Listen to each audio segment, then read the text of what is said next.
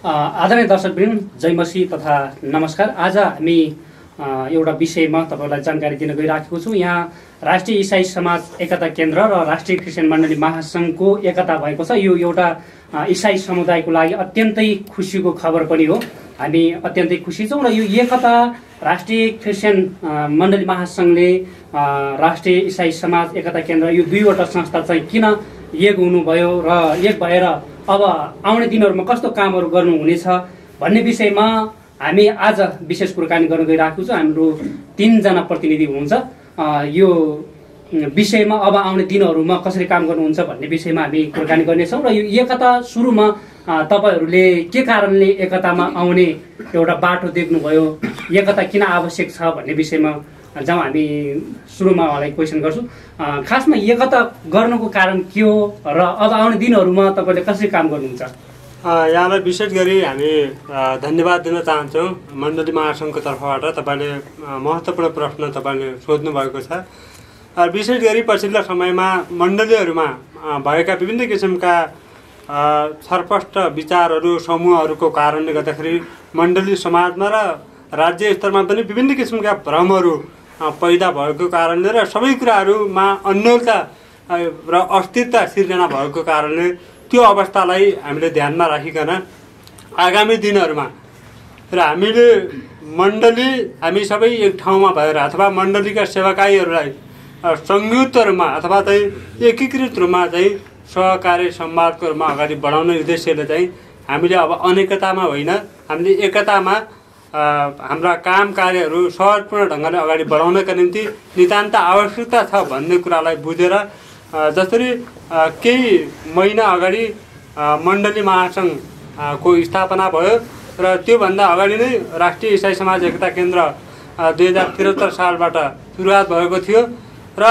यो हामी अलग अलग ढङ्गले जाने स्थितिले गर्दाखेरि मैले अघि भनिहालेँ ती विभिन्न किसिमका समस्याहरू उत्पन्न भएकै कारणले ती समस्याहरूलाई समाधान गर्ने एकमात्र विकल्प भनेको क्रिस्चियन समुदायभित्रको एकता अपरिहार्य आवश्यकता हो भन्ने कुरालाई हामीले चाहिँ बुझेर हामीले आजको दिन एकताको कार्यलाई चाहिँ औपचारिक ढङ्गले सम्पन्न गरेका छौँ। क्रिस्चियन मण्डली महासङ्घसँग तपाईँले एकता गरेर अहिले क्रिस्चियन मण्डली महासङ्घ नै भएको छ।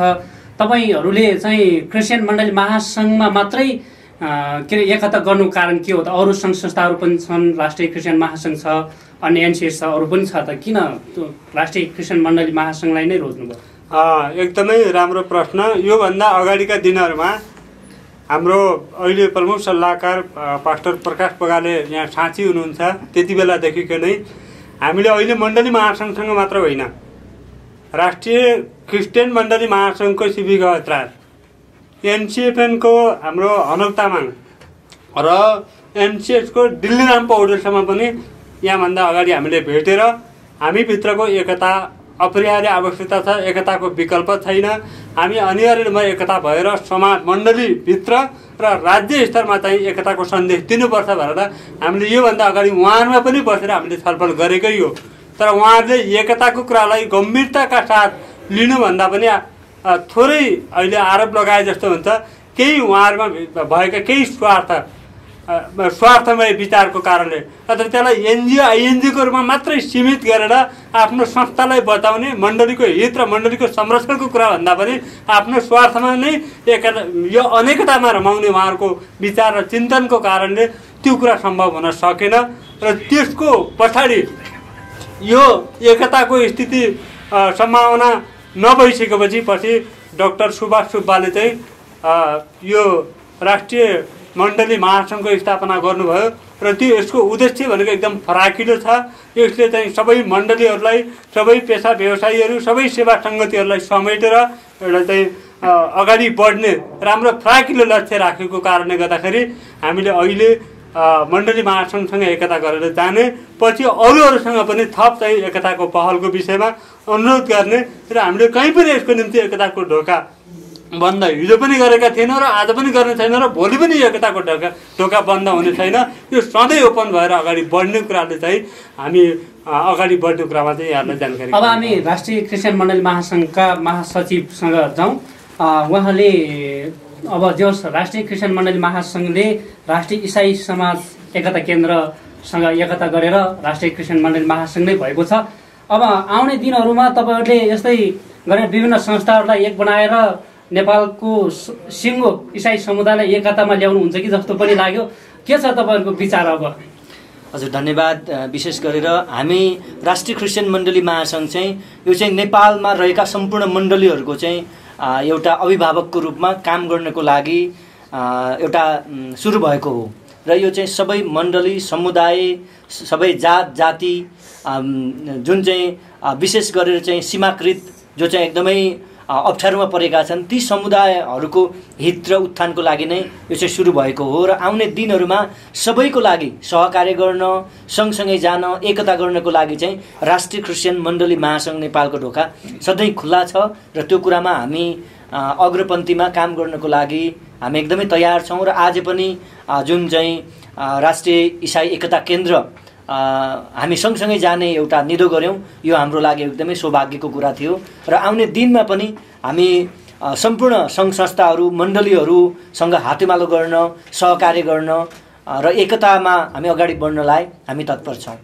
राष्ट्रिय क्रिस्चियन मण्डली महासङ्घको मुख्य एजेन्डा के हो? तपाईँले नेपाली इसाई समुदायको लागि गर्न खोजेको मुख्य काम चाहिँ के हो? अन्य संस्थाहरूले पनि त काम गरेकै छन् छनु त, तर राष्ट्रिय क्रिस्चियन मण्डली महासङ्घले गर्नुपर्ने मुख्य काम के हो?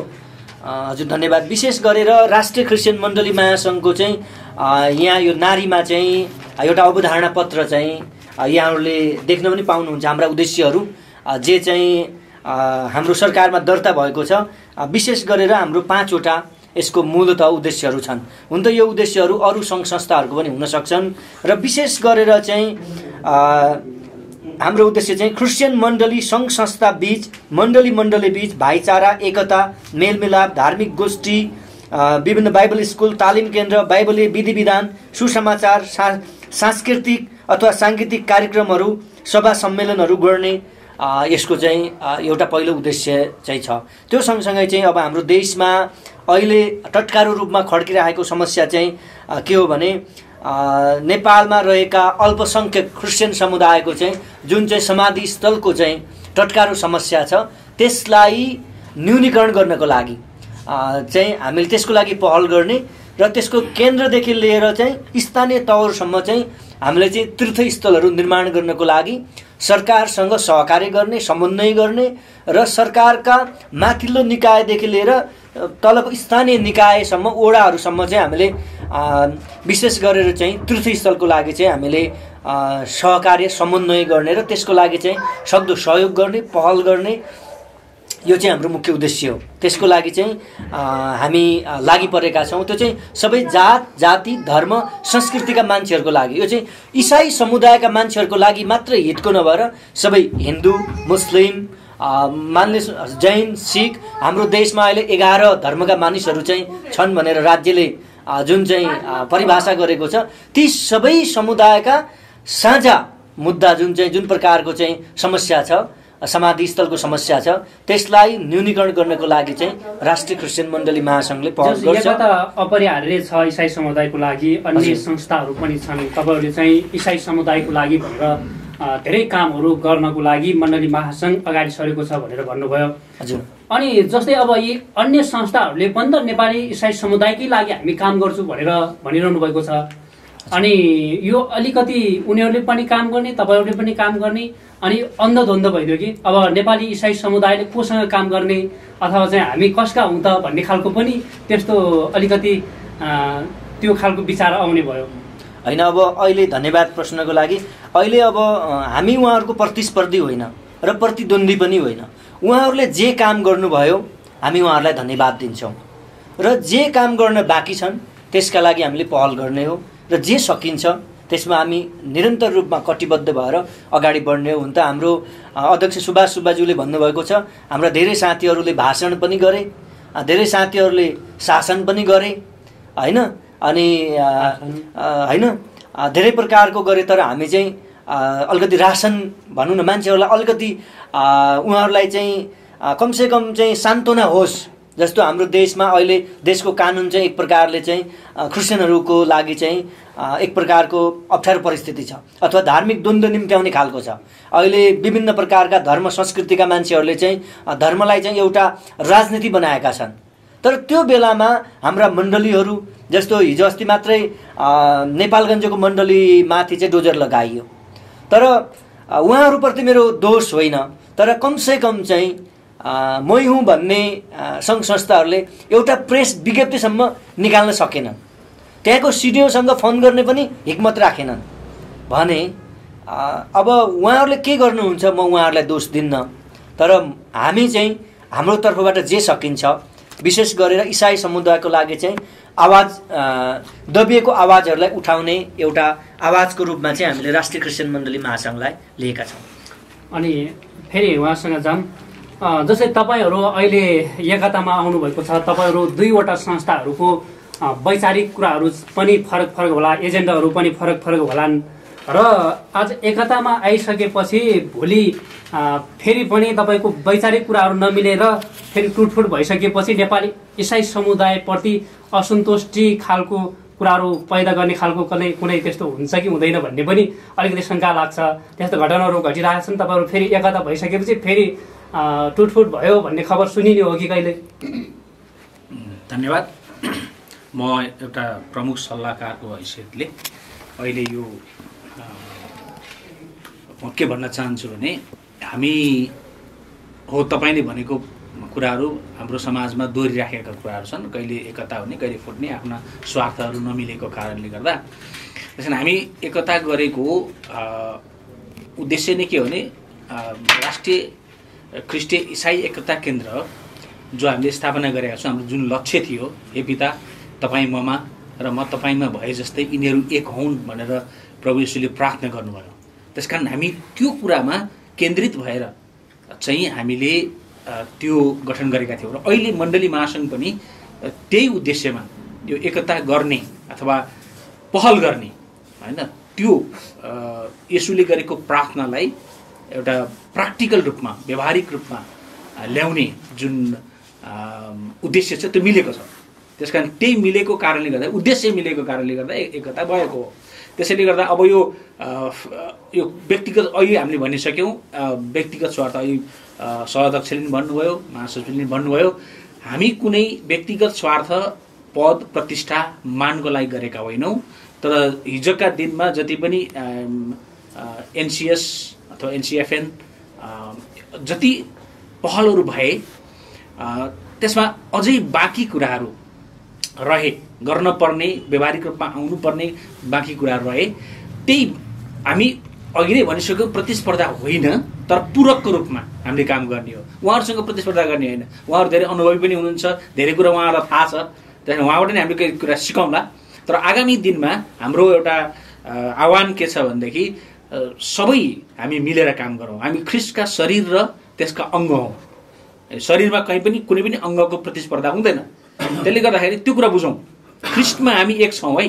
कोही हात होला, कोही खुट्टा होला, कोही टाउको होला, होइन, आफआफ्नो अङ्गको आफआफ्नो फङ्सन छ। त्यसैले गर्दाखेरि त्यो आफआफ्नो फङ्सन चाहिँ सबैले बुझौँ। मुही नै सबै कुरा हो, हात नै सबै कुरा हो भन्यो शरीरले भने त्यो अलिकति मूर्खता हुन्छ। तर हामी मण्डली महासङ्घ नै सबै कुरा हो भनेका छैनौँ र हामी त्यो भन्दा पनि भन्दैनौँ। हामीलाई एक दोस्राको खाँचो छ। त्यसले गर्दाखेरि हिजोदेखि हामीले जुन खोजेका कुराहरू त्यो पाइएको छ।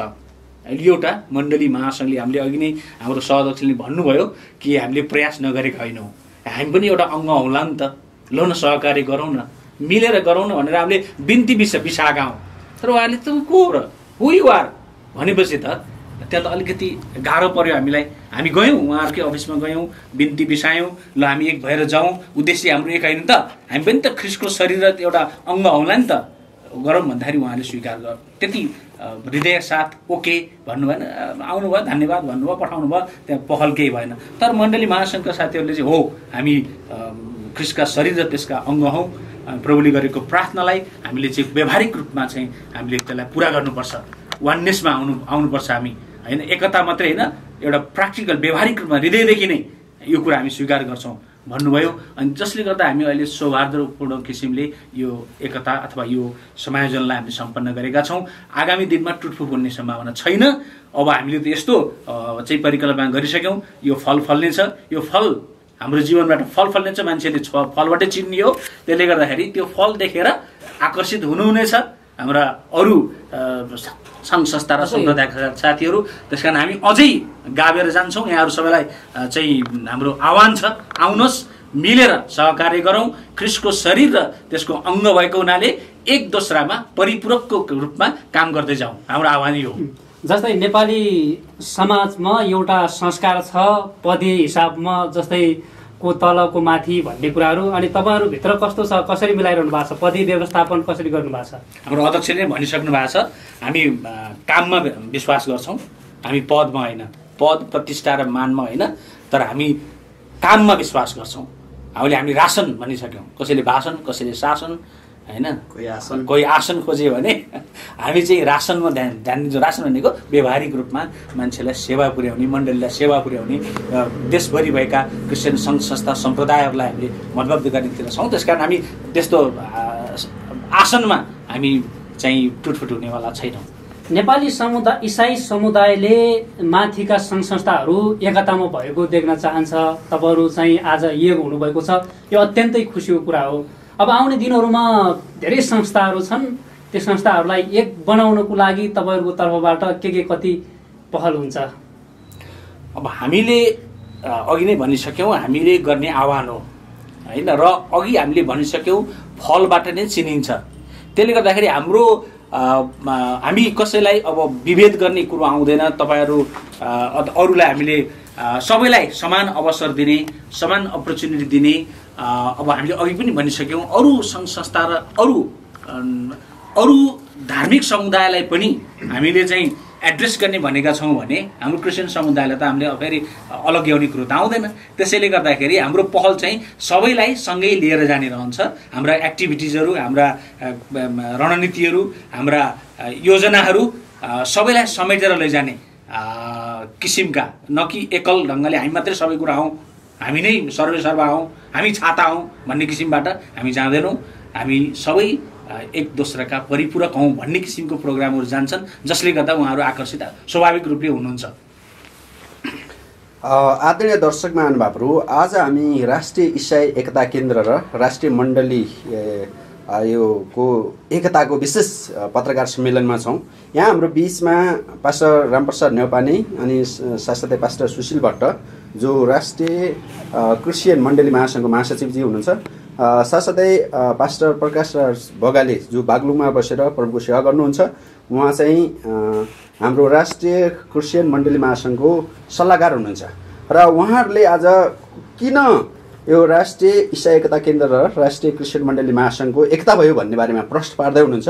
र उहाँहरूलाई म जयमसी टिभी को पास्टर एउटा प्रश्न सोध्न चाहन्छु हाम्रो रामप्रसाद सरलाई।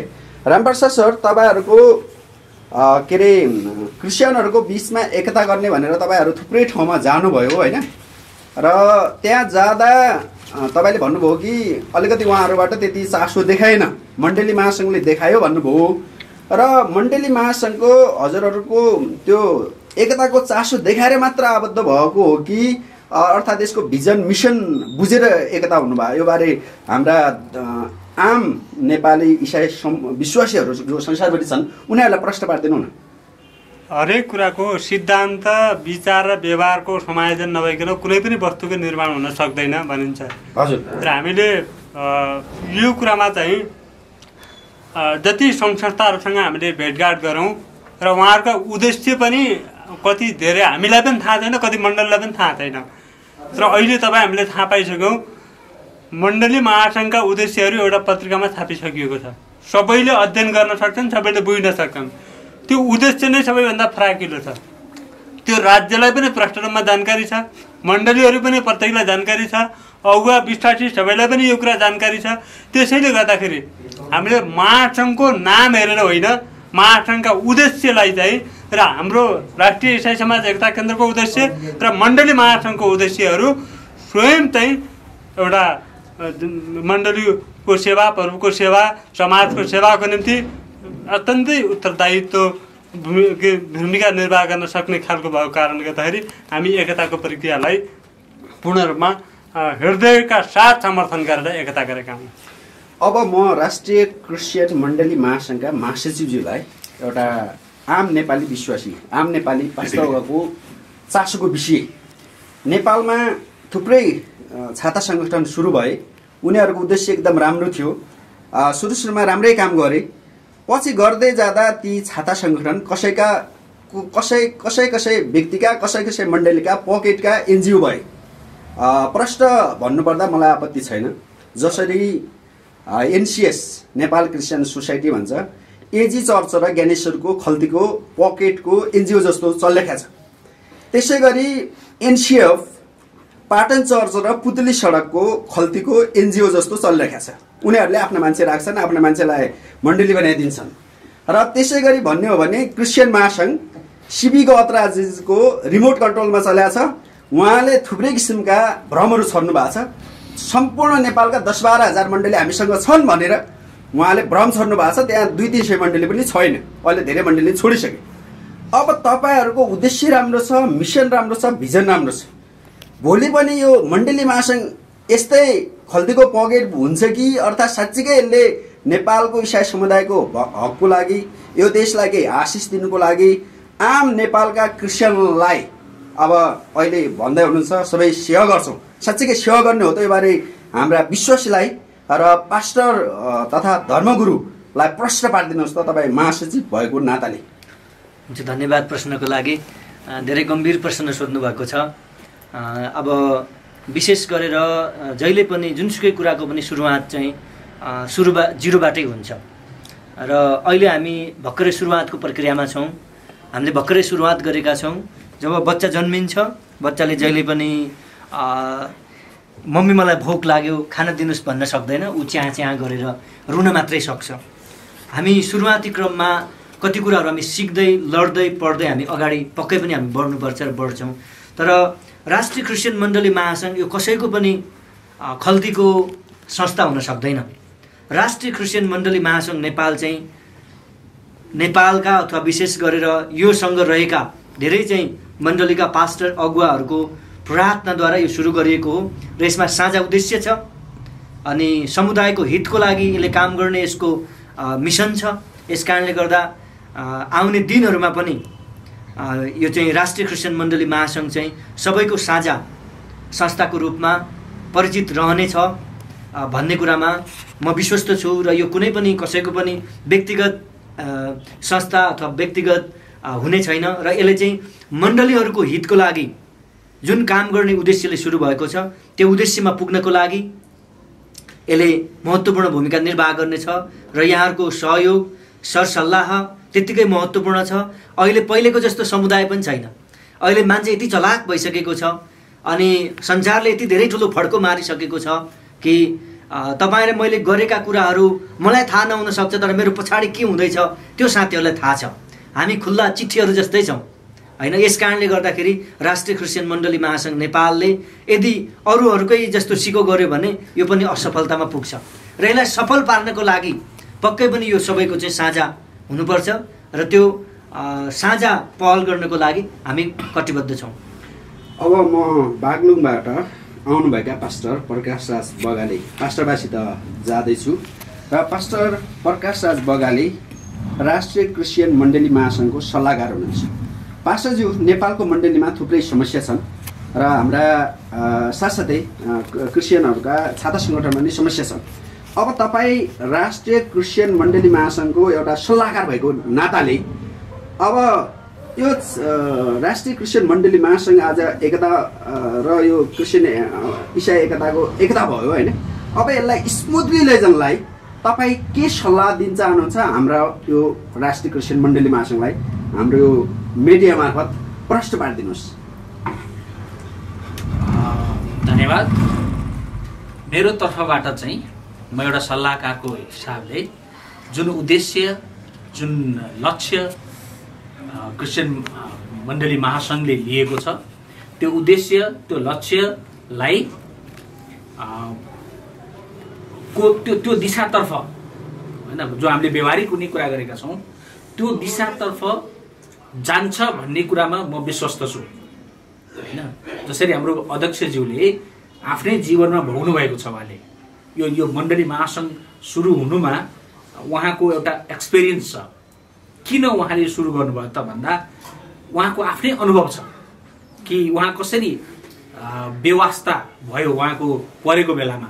यस्तै उहाँलाई त बेवास्ता भयो भने अरू धेरै पनि मण्डलीभित्र अथवा क्रिस्चियन समुदायभित्र अलिकति मार्जिनलाइज छोडिएका व्यक्तिहरू छन्। त्यसले गर्दाखेरि त्यसलाई समेट्ने कुरामा धेरैभन्दा धेरै मण्डली, धेरैभन्दा धेरै सम्प्रदाय जो चाहिँ सीमान्तकृत छन्, जो अरूको सपोर्ट पाएको अवस्था छैन, त्यहाँ सपोर्ट पुर्याउने सवालमा कहाँनिर चाहिँ खालि यो के भन्छ, हाम्रो त समाज छ शक्तिको पुजारी हुने समाज हो। तपाईँ हामीलाई थाहा छ, जोसँग शक्ति छ, जोसँग सम्पत्ति छ, जो अलिकति बोल्न सक्छ होइन, आवाज निकाल्न सक्छ, उनीहरूको पक्षमा चाहिँ सबैजना बोलिराखेका हुन्छन् होइन।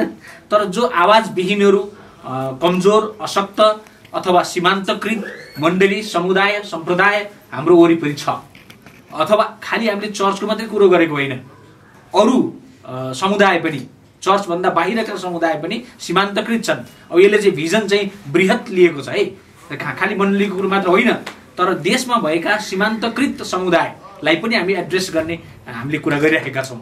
त्यसले गर्दाखेरि त्यतातिर ध्यान आकर्षण गर्नलाई मेरो तर्फबाट मैले यसमा आवाज उठाइराख्नेछु र उहाँ यो जुन समिति छ, जुन कार्य समिति छ, त्यसलाई मैले चाहिँ झकझकाइरहनेछु। यो चाहिँ मेरो तर्फबाट मैले दिने, ताकि मण्डली महासङ्घको जुन ओरिजिनल उद्देश्य हो त्यो उद्देश्यलाई मिट गर्ने हिसाबले मैले चाहिँ त्यसमा मेरो बढी ध्यान केन्द्रित हुनेछ। एउटा सकभर अन्तिम प्रश्न हुनसक्छ, हामी लगभग लामो पनि भइसकेको छ। एउटा प्रश्न तपाईँकै लागि नै छ। तपाईँ धेरै कुरा देखिसक्नुपर्छ, तपाईँ केन्द्रमा रहेर पनि धेरै कुरा गरिसक्नु भएको व्यक्ति हुनुहुन्छ, अलि सल्लाह दिन पनि योग्य, त्यसपछि सबै कुरामा तपाईँ योग्य हुनुहुन्छ।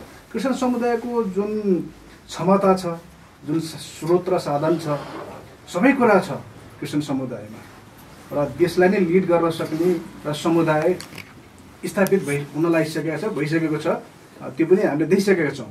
तर कतातिर मुभ गर्ने दिशा चाहिँ सबैभन्दा महत्त्वपूर्ण हो। समुदायलाई कतातिर लग्ने तपाईँले के देखिरहनु भएको छ? हाम्रो समुदाय ठिक दिशातिर गइरहेको छ वा बेठिकमा गइरहेको छ वा अल्मलिरहेको छ? होइन, अब हामीले विगतका दिनदेखि अस्ति हामीले यो जुन संविधान सभाको निर्वाचन हुने बेलादेखि हामीले एउटा कुरा के उठाइराखेका छौँ भनेदेखि हामीले के अरे संविधानमा क्रिस्चियनहरूको सुझाव भन्ने कुरा आयो। तर त्यो सुझाव दिँदाखेरि चाहिँ खालि क्रिस्चियनहरूको हक अधिकारको कुरो मात्रै त्यहाँ समेटियो। तर हाम्रो भनाइ के थियो भने, हामी केही अलिक बृहत सोच राख्ने साथीहरूको भनाइ के थियो भने, यो संविधान नै कस्तो हुनुपर्छ, देशको संविधान नै कस्तो हुनुपर्छ, त्यो एउटा खाका दिउँ न भन्ने चाहिँ हाम्रो आवाज थियो। हामीले भनेका थियौँ हाम्रो समुदायलाई त्यति बेला। एउटा खालि हाम्रो हक अधिकारको कुरो मात्रै गर्ने होइन, समग्र समुदाय, हाम्रो देश, हाम्रो समाज, हाम्रो शासकीय स्वरूप कस्तो हुनुपर्ने, हाम्रो संविधानमा समेटिनु पर्ने कुराहरू के हुन्, त्यो अलिक समग्र एउटा ड्राफ्ट नै बनाएर दिउँ न, हामीसँग त्यो क्षमता पनि त छ त भनेर मैले त्यो विषयमा अलिक चर्को आवाज उठाएको थिएँ।